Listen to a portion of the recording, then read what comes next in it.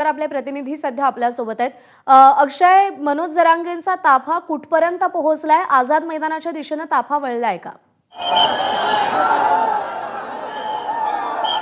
आझाद मैदानाच्या दिशेने ताफा वळलेला आहे। आपण पाहता जे ब्रिज जो आहे त्या जे ब्रिजच्या खाली आपण आहोत आणि इथून आता LT मार्ग जो आहे म्हणजे लोकमान्य टिळक मार्ग इथून आपण आता पुढे जातो आहे। एका बाजूला फेमस मनीष मार्केट आपण आपल्या ज्याला म्हणतो ते मनीष मार्केट एका बाजूला आहे आणि त्याच मार्केटच्या बाजूचा जो रस्ता आहे जे ब्रिजच्या खालून त्या रस्त्यावर सध्या जरांगे पाटील यांची गाडी आहे आणि या गाडीमध्ये आपल्या कॅमेरामधून आपण लाईव्ह फ्रेम या गाडीची बघू शकतो। अजूनही जरांगे पाटील हे झोपलेले आहेत, अजूनही ते उठलेले नाहीये, त्याच्यामुळे त्यांच्याशी बातचीत करता येत नाहीये। मात्र अतिशय चांगल्या पद्धतीने आणि इथे पोलीस जे आहे पोलिसांचं नियोजन देखील अतिशय चांगल्या पद्धतीने या ठिकाणी दिसून येत आहे। मात्र जरांगे पाटील यांची गाडी पुढे सरकण्यासाठी पुढच्या गाड्या ज्या आहेत म्हणजे CSMT परिसर जो आहे त्या CSMT परिसरामध्ये या गाड्या ज्या आहेत त्या हळूहळू पुढे सरकणं गरजेचं आहे। मात्र त्या गाड्या पुढे सरकत नाहीये कारण CSMT परिसर पूर्णतः जाम झालेला आहे आंदोलकांमुळे आणि त्यामुळे हा जो ताफा येतोय त्या ताफ्याला देखील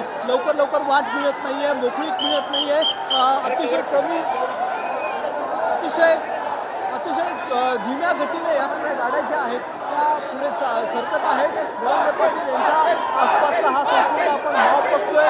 पाटील एकच नाद या ठिकाणी दिसून येतो आहे, एकच जल्लोष या ठिकाणी दिसून येतो आहे आणि जरांगे पाटील यांची घोषणा या ठिकाणी सतत केली जाते आहे आणि त्याच्यामुळे हा संपूर्ण परिसर पाटील या घोषणेने इथे दुमदुमून केलेला आहे।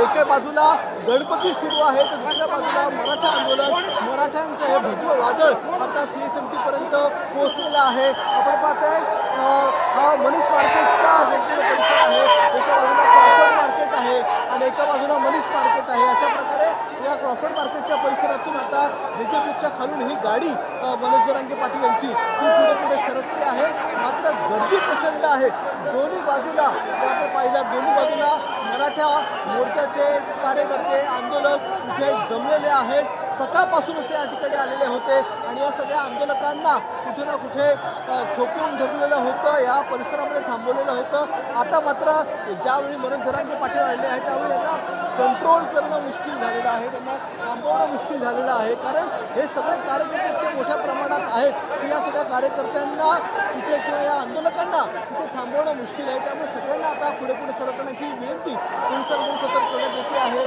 आणि ही विनंती जी आहे ती पोलीस सतत करताना गाड्या थांबल्या तर या ठिकाणी मॉब जो आहे तो थांबेल, एका जागी तो थांबू नये त्यासाठी गाड्या पुढे हळूहळू सरकत आहेत। आपण काही कार्यकर्त्यांशी बोलण्याचा प्रयत्न करूया। काय मनोज जरांगे पाटील आता झोपलेले दिसत आहेत, काय सांगाल आझाद मैदानापर्यंत पोहोचण्याच्या नंतर काय प्लॅन आहे? आत्ताच आम्ही आई तुळजाभवानीचा आशीर्वाद आत्ता आम्ही आझाद मैदानावर आमर उपोषण करणार आहोत। जोपर्यंत पाटील सांगते तोपर्यंत आम्ही मुंबई मध्ये ठामपणे त्यांच्यासोबत राहणार आहोत।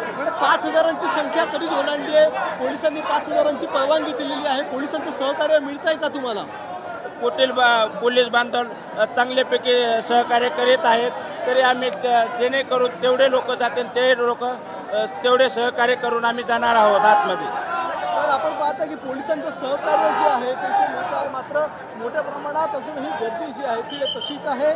पोलिसांनी सगळ्या या आंदोलकांना एका बाजूला करून एक मानवी साखळी तयार करण्यात आलेली आहे आणि ही मानवी साखळी दोन्ही बाजूनी आहे आणि मधून जरांगे पाटील यांची गाडी जी आहे ती हळूहळू पुढे सरकते आहे।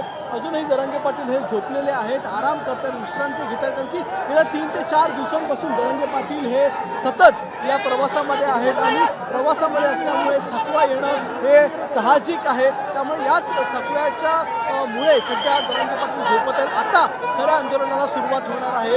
हे खरं आंदोलन हे आझाद मैदानातलं आंदोलन आहे, त्या खऱ्या आंदोलनाला आता सुरुवात होईल। त्यामुळे या आंदोलनाच्या वेळी जरांगे पाटील आपली जी एनर्जी आहे ती वाचवत आहेत अशी सांगण्यात येते आणि मुख्य आंदोलन ज्यावेळी आता सुरू होईल ते आझाद मैदानाचं आंदोलन आहे आणि त्या आंदोलनासाठी आता जरांगे पाटील हे हळूहळू पुढे सरकत आहेत, त्यांचा ताफा पुढे सरकतो आहे। संपूर्ण पोलीस यंत्रणा या ठिकाणी कामी लागलेली आहे।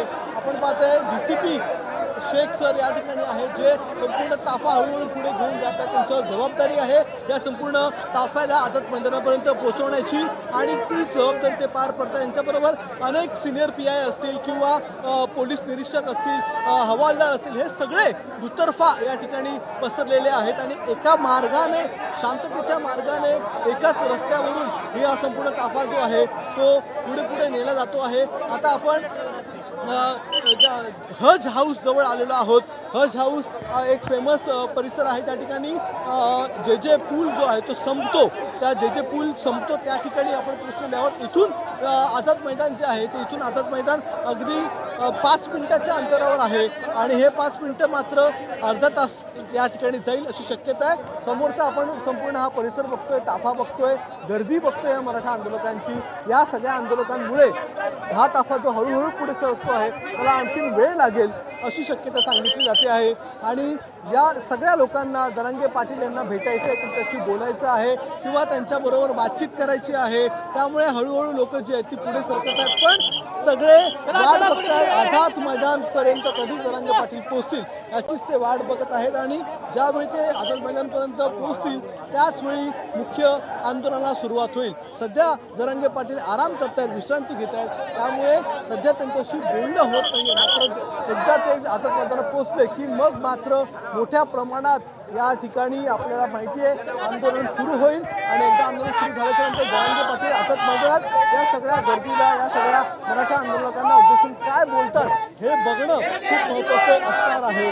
आणि त्यामुळे सगळेजण वाट बघतात की नेमकं आझाद मैदानात गेल्याच्या नंतर ज्या परवानग्या दिलेल्या आहेत, नक्की 5,000ची परवानगी असेल किंवा आज एकच दिवस आंदोलन करण्याची परवानगी असेल, तर या संदर्भात जरांगे पाटील काय बोलतात हे बघणं महत्त्वाचं आहे.